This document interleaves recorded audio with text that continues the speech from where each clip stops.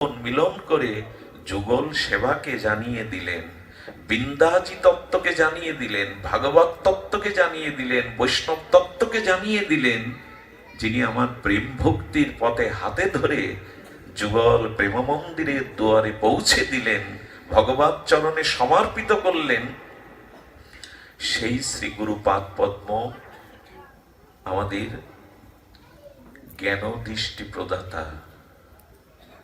এই জন্য শ্রীগুরু ব্যতীত কারোর অন্ধত্ব অজ্ঞানতা ঘুচবে না।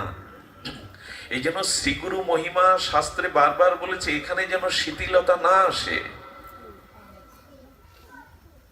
এখানে যেন শিথিলতা না আসে।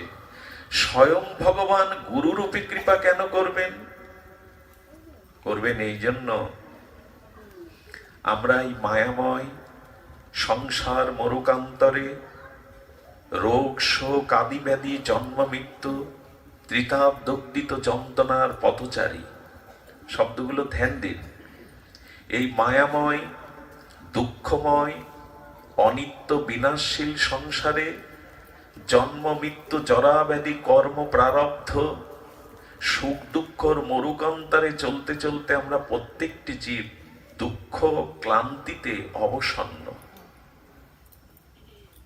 আমরা প্রতিটি জীব মায়ায় আক্রান্ত।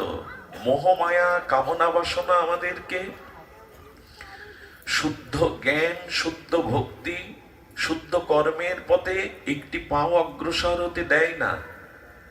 সংসার মরুকান্তরে তিতাব দগ্ধিত যন্ত্রণায় কাতর আমরা। তো এইরূপ জীবকে, এইরূপ জীবের যে ক্রন্দন, আরতি, বিষাদ, দুঃখ, যন্ত্রণা, এগুলি কাকে জানাবে? খুব ধ্যান দিন। আমাদের যে দুঃখ জরা ব্যাধি যন্ত্রণা, ত্রিতাপ যন্ত্রণা, এটি জীব কাকে জানাবে? বলে কেন ভগবানকে জানাবে? তিনি করুণা ঘন, প্রেম ঘন, তিনি ভক্তবৎসল, তিনি করুণার আধার আশ্রয়। দেখুন, এই পৃথিবী অষ্টধা প্রকৃতি। এই অষ্টধা প্রকৃতির ঊর্ধ্বে চিন্ময় স্বরূপ লোকে ভগবান আছেন, চিন্ময় লোকে। এই পৃথিবীর কোন জীবের ক্রন্দন, কোন জীবের দুঃখ ব্যথার কান্না ভগবানের কাছে পৌঁছায় না। বায়ুমণ্ডলের উপরে কোনো শব্দ বিনিময় হয় না। বায়ুর একটা স্তর আছে না, অষ্টধা প্রকৃতি, ওর উপরে গেলে আপনার শব্দ অন্যজন শুনতে পাবে না। এই জন্য মহাকাশে যখন যায়, চন্দ্র অভিযানে যায়, তখন বিজ্ঞানীরা যন্ত্রের দ্বারা কথা বলেন। বায়ুমণ্ডলের ঊর্ধ্বে উঠলে ওইখানে কোনো শব্দ পৌঁছায় না। তো অষ্টধা প্রকৃতির পরপরে নিত্য স্বরূপ ধামে ভগবান বিরাজিত। এখানে কোনো জীবের ক্রন্দন, কোনো ব্যথা, কোনো যন্ত্রণার আত্মি ভগবানের কাছে পৌঁছায় না, তো তিনি আপনাকে কি কৃপা করবেন? কথাটা পরিষ্কার হওয়া দরকার। আমাদের কোনো ব্যথা বেদনার আত্মি যন্ত্রণা হাহাকার ভগবানের কাছে, কারণ ভগবান মায়া মুক্ত। আমরা যে ক্রন্দন করি, আমরা যে হাই হাই করি, এটা মায়ার দ্বারা। যে মানুষের আত্মজ্ঞান হয়েছে, আত্মস্মৃতি হয়েছে, কৃষ্ণ বলছেন জীবিত বা মৃত তিনি কারো জন্য শোক করেন না। কারণ আত্মা অবিনেশ্বর, শাশ্বত, চিন্ময়, চিরন্তন, তার মৃত্যু নেই। আবার কমিয়ে দিলে কেন? আত্মার আগে যেভাবে ছিল এটা দিয়ে দাও। আত্মার চিরন্তনত্ব, অবিনশ্বর, শাশ্বত, চিন্ময়, অজর, অমর, সনাতন।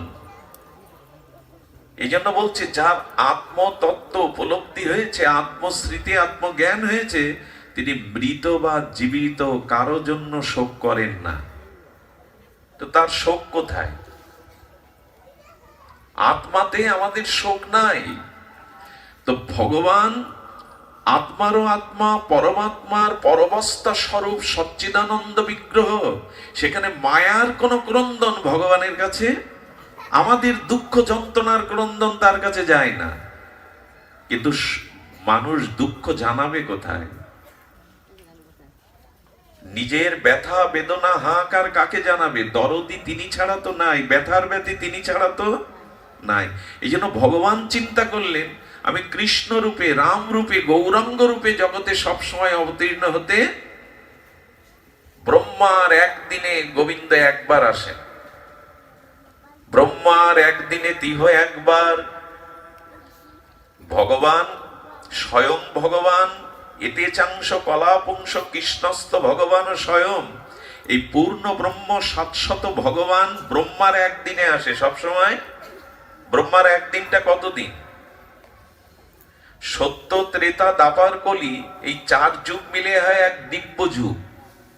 এরকম 71 দিব্য যুগে এক মন্বন্তর, আর এরকম 14 মন্বন্তরে ব্রহ্মার এক অহ, দিন রাত্রি না।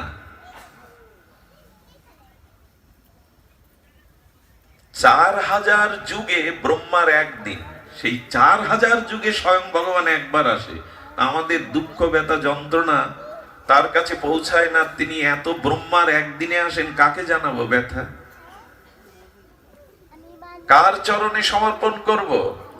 এই জন্য ভগবান জীবকে করুণা করবার জন্য স্বয়ং ভগবান গুরু রূপে আমাদের ধরাধামে অবতীর্ণ হন, আমাদের কাছে কৃপা করবার জন্য।